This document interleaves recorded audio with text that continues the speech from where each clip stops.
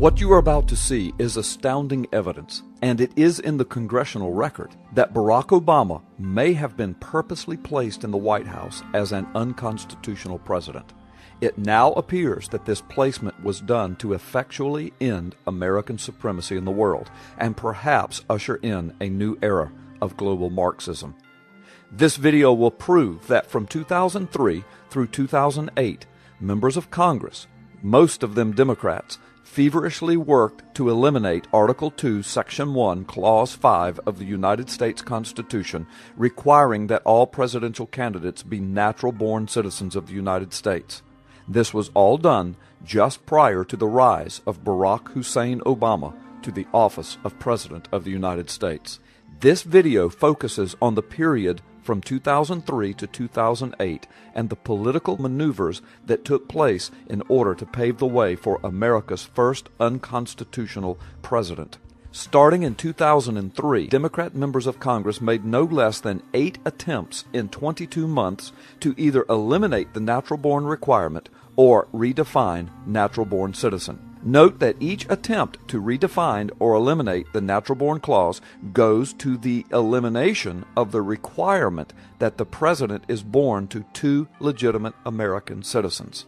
Following are the 8 congressional attempts to circumvent the Constitution and pave the way for an Obama presidency. Number 1. On June 11, 2003, Democrat House member Vic Snyder introduced H.J.R. 59 in the 108th Congress. Its wording declared that it was to be a constitutional amendment making a person who has been a citizen of the United States for at least 35 years and who has been a resident within the United States for at least 14 years eligible to hold the office of president or vice president. On September 3, 2003, Representative John Conyers introduced H.J.R. 67, another constitutional amendment proposal making a person who has been a citizen of the United States for at least 20 years eligible to hold the office of president.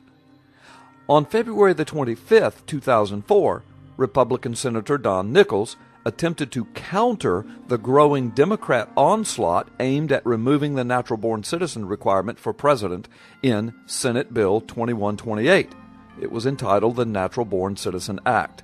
It defined the constitutional term natural-born citizen to establish eligibility for the office of president. But Senator Nickles got the definition of natural-born citizen wrong. That Senate bill was voted down. The fourth attempt came on September 15, 2004, as Barack Obama was about to be introduced as the new savior or messiah of the Democrat Party at the DNC convention. It was H.J.R. 104. It was introduced as yet another proposed constitutional amendment, making eligible for the office of president non-native-born persons who have held U.S. citizenship for at least 20 years and who are otherwise eligible to hold such office. The fifth attempt came on January 4, 2005, H.J.R. 2, to the 109th Congress. It was again a proposed constitutional amendment, making a person who has been a citizen of the United States for at least 20 years eligible to hold the office of president. Attempt number 6 was on February 1, 2005, H.J.R. 15, making eligible for the office of the president non-native-born persons who have held U.S. citizenship for 20 years. The seventh attempt came April 14, 2005. Representative Vic Snyder tried yet again with H.J.R. 42, making a person who has been a citizen of the United States for at least 35 years and a resident of the United States for 14 years eligible to hold the office of president. Attempt number 8. All of the preceding efforts failed in committee. The 2008 presidential election was now looming with an unconstitutional candidate leading the DNC ticket. Democrat Senator Claire McCaskill tried to attach an alteration to a military bill in Senate Bill 2678 on February 28, 2008. It was entitled Children of Military Families Natural-Born Citizen Act, declaring that the term natural-born citizen in Article 2, Section 1, Clause 5 of the Constitution would include any person born to any U.S. citizen while serving in the active or reserve components of the U.S. Armed Forces. DNC presidential candidate Senator Clinton and DNC presidential candidate Senator Obama were co-sponsors of this bill.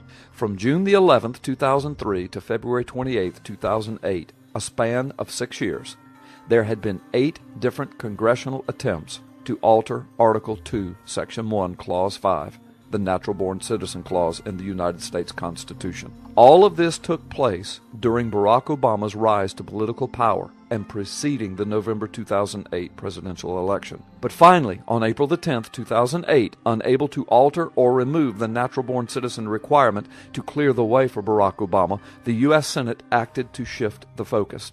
Just before the election, they introduced and passed Senate Resolution 511, declaring Senator John McCain to be a natural-born citizen, eligible to run for and hold the office of president. Interestingly, his citizenship was never an honest question, but Barack Obama's was. The sponsor of the resolution, Democrat Senator Claire McCaskill. Senate Resolution 511 states that John McCain is a natural-born citizen, and the conditions for that declaration were by virtue of the fact that he was born on American-held territory to 2 current U.S. citizens. This would be a condition not even met by Barack Hussein Obama. DNC presidential candidates Hillary Clinton and Barack Obama were co-sponsors of this resolution on John McCain's citizenship status. Obama would know that even he could not meet the definition of this Senate resolution. When House members asked the Senate to hold similar hearings on Barack Obama, the Senate refused. However, but here is the key. In the McCain resolution is also this language, quote, whereas the term natural-born citizen, as that term appears in Article 2, Section 1, is not defined in the Constitution of the United States. This would be the phrase that would be used over and over by the Obama camp and the Congressional Research Service to prop up the clearly unconstitutional president. In November 2008, Barack Obama wins the presidential election. But just before the presidential election, with questions and doubts swirling from coast to coast concerning Obama's constitutional eligibility, Obama's legal team now spends well over $1.4 million blocking access to every single identifying document of Barack Obama, from his birth to his travels to the White House. Just a few days before Obama is sworn into office, Obama meets with the Supreme Court justices, 8 out of 9 of them, in a closed session meeting. This was done while there were now cases pending before the Supreme Court concerning Obama's eligibility. Justice Samuel Alito was strangely and unexplainably missing from this meeting. No reporters were allowed. No attorneys were invited on behalf of the plaintiffs who had pending cases against Barack Obama before the Supreme Court.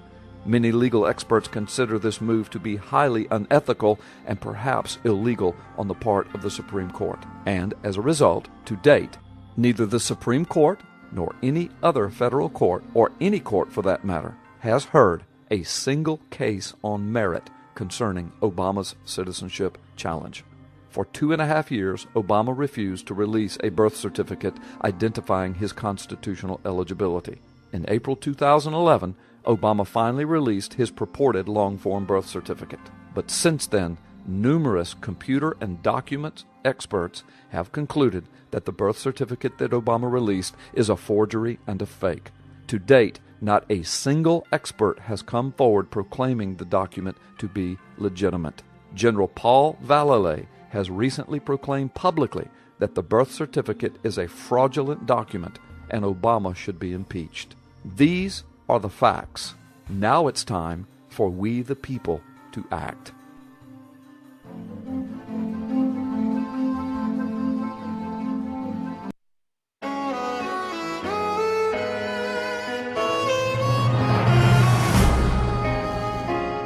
My father was a foreign student, born and raised in a small village in Kenya.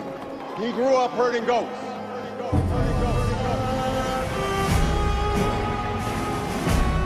Frank Marshall Davis, writer.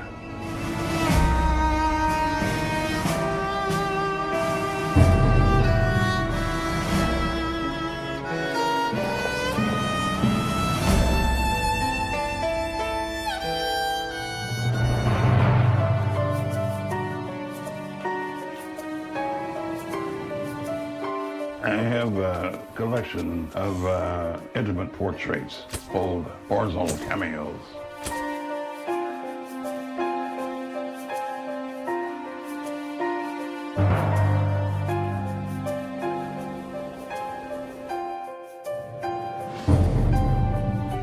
free market, it doesn't work.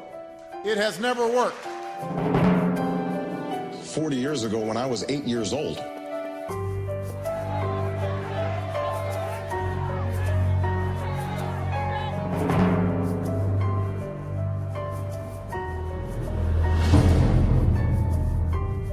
the American people will embrace the change. For a lot of kids, the doors that have been open to me aren't open to them. Obama needs us, Acorn, but we need Obama, don't we? The Abraham Lincoln School, this is a progressive school.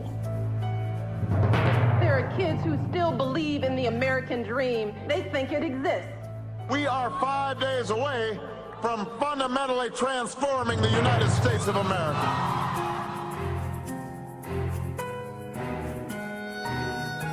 In the last few decades, the average income of the top 1%, Take it then from the carelessness of the money drunk, the breathtaking greed of a few, place it in the reaching hands of the little people.